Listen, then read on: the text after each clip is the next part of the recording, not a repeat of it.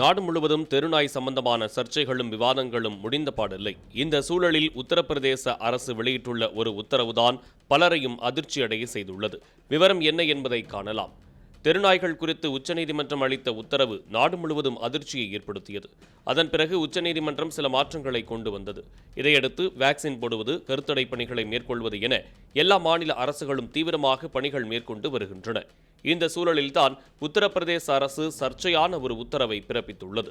ஒரு மனிதனை காரணமின்றி ஒரு நாய் கடித்தால் அந்த நாய்களுக்கு தண்டனை உண்டாம். இதுபோல முதல் முறை நடந்தால் அந்த நாய்கள் 10 நாட்களுக்கு விலங்கு மையத்தில் வைக்கப்படும்.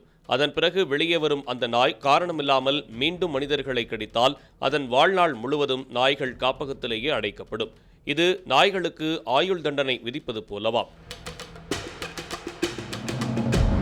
யாராவது ஒருவர் அந்த நாயை தத்தெடுத்தால் மட்டுமே அது காப்பகத்திலிருந்து விடுவிக்கப்படும். அப்போது மீண்டும் நாயை தெருக்களில் விடமாட்டோம் என தத்தெடுப்போர் எழுதி கொடுக்க வேண்டும். தெருநாய்க்கடி காரணமாக ஒருவர் ரேபிஸ் வேக்சின் போட வந்தால் அந்த சம்பவம் குறித்து விசாரிக்கப்படுமா? சம்பந்தப்பட்ட நாய் விலங்குகள் மையத்தில் அழைத்துச் செல்லப்படுமா?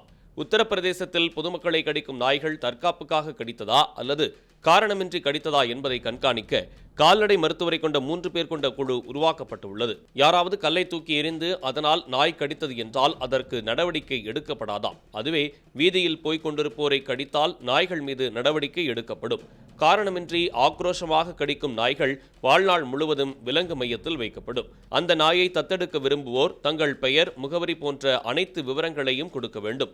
மேலும் தெருக்களில் நாயை விடமாட்டோம் என சொல்லி உறுதிமொழி பத்திரத்தையும் சமர்ப்பிக்க வேண்டும். ஒருவேளை நாயை தத்தெடுத்தவர் மீண்டும் அதை சாலையில் விட்டால் அவர் மீது சட்ட நடவடிக்கை எடுக்கப்படும். தெருநாய்களை கட்டுப்படுத்தவே இந்த நடவடிக்கையை எடுத்ததாக உத்தரப்பிரதேச அரசு தெரிவித்துள்ளது.